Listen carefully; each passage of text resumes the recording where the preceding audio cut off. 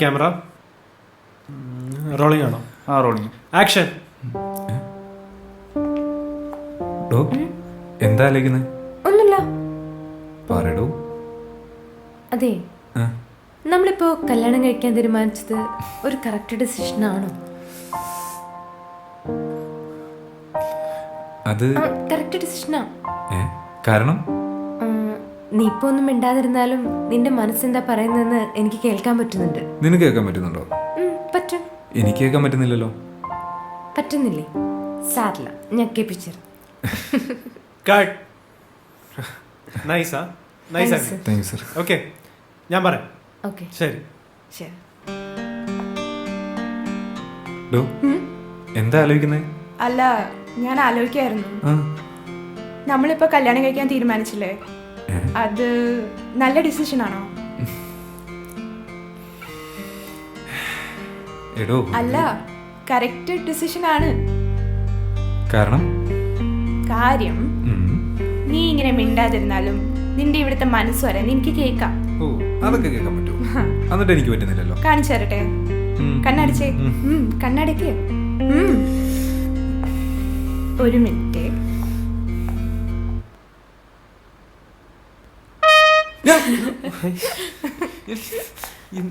ഇനി ഞാൻ ചിരിപ്പിക്കട്ടെ? അയ്യോ സോറി. ഹേ, കുഴപ്പമില്ല, നന്നായിട്ട് അതേ കട്ട് പറയാതിരുന്നു. അടിപൊളിയുണ്ട്, നൈസ്. Thank U. ഞാൻ പറയാം. പാക്ക് ചെയ്തോട്ടോ. ആ, പിന്നെ കോപ്പി ചെയ്യാൻ മറക്കരുതട്ടോ. ആ ഇല്ല സർ, ചെയ്ത് നോക്കി. ആ, അടിപൊളിയുണ്ട്. കെമിസ്ട്രി ഒക്കെ ആ, നൈസാണ്. അടിപൊളി പറയാം. ബൈ. എങ്ങനെയുണ്ടായിരുന്നു? കൊള്ളായിരുന്നുടാ, എല്ലാരും നന്നായിട്ട് ചെയ്തിട്ടുണ്ട്. അറിയാലോ, ലാസ്റ്റ് ഡെസിഷൻ ക്ലൈന്റ് തന്നെയാണ്. ഓക്കെ. പിന്നെ ദീപു എന്ത് പറയുന്നു? അങ്ങനെ പോകുന്നു. അല്ല, നിങ്ങൾ ടച്ചില്ലല്ലേ? ഇടയ്ക്ക് മെസ്സേജ് ഒക്കെ അയക്കാറുണ്ട്, പിന്നെ ഞാനും ബിസി ആയിപ്പോയി. അവനിങ്ങനെ തന്നെയൊക്കെ പോണു, ഒരു മാറ്റമില്ല. അപ്പൊ ശരി, എന്നാ ഞാൻ പോട്ടെ. ശരി, ബൈ മീനാക്ഷി. ബൈ. അതെന്താ ക്ലൈന്റിന്റെ ലാസ്റ്റ് ഡിസിഷൻ എന്ന് പറഞ്ഞേ? എടാ, അതാണ് നല്ലത്. അതാവുമ്പോ ആർക്കും പിണക്കം വരുമോന്നും ഉണ്ടാവില്ല. കൊള്ളാലോ. ഇനി വേറെ ഇങ്ങനത്തെ എന്തൊക്കെ ടിപ്സ് ഉണ്ട് സാറിന്റെ കയ്യിൽ? കൊറേ ഉണ്ട്. നീ വന്നേ, വാ.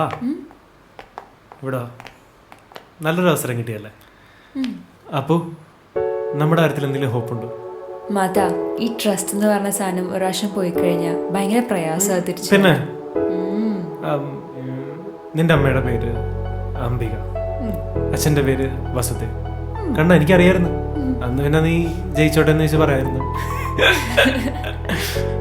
സർ ആരിപ്പോ സെലക്ട് ചെയ്തിരിക്കുന്ന ഫൈനൽ? ആരായിരിക്കും? അപർണ. അപ്പോ തന്നെ. പിന്നെ നമ്മുടെ മാത്തനോട് അല്ല, DHOട് ഇപ്പൊ പറയണ്ടല്ലോ. ഓക്കെ, എന്തായാലും വന്ന്. ഓക്കെ, ഇവിടെ ആരും ഇല്ല ഇപ്പൊ, അതുകൊണ്ട് തന്നെ പോണേ. എന്തായി? ഇതെന്തായിരുന്നു ഇന്നത്തെ മീറ്റിംഗ് എന്തായി? അതൊക്കെ ഓക്കെ ആയല്ലോ. 25-ാം തീയതി ഷൂട്ടും ഫിക്സ് ചെയ്തു. ഓ, അവിടം വരെയൊക്കെ ആയ കാര്യങ്ങൾ ആയല്ലോ. എന്നിട്ട് ആരെ സെലക്ട് ചെയ്ത്? ഓ, നീ അറിഞ്ഞില്ലേ? ഇല്ല. അവനാണ്. എന്ത്? അത് തന്നെ. എടാ, ആരെ സെലക്ട് ചെയ്തെന്ന്? എടാ, അവളെ തന്നെടാ. എവളെ? ഇപ്പൊ പറഞ്ഞിട്ടില്ലേ? എടാ, കേട്ടാ പിന്നെ ചോദിക്കോളൂ. ഈയിടെ അവനെടാ. എടാ, കോപ്പത്തിന്റെ മൂക്കിലെന്താ ആന കയറിയ? എന്നാ പറയുന്നില്ല. ഇത് പറയാണ്ട് ഇന്ന് ഞാൻ വിടൂറ. അഞ്ജുനെ. അപ്പൊ അപർണ? അഞ്ജു സെലക്ട് ആയി, അപർണ ഔട്ടായി. അല്ലെങ്കിൽ അപർണ പോരടാ. അതെന്താ? എന്താന്ന് അപർണ പോരാത്തോണ്ട്? അങ്ങനെ പറയല്ലേ. എങ്ങനെ പറയാൻ പാടില്ലെന്ന്? നിനക്കിപ്പോ എന്താണ് ഇത്ര ഇത്? നീ ഇപ്പൊ അവളുടെ കാമൂരൊന്നും അല്ലല്ലോ.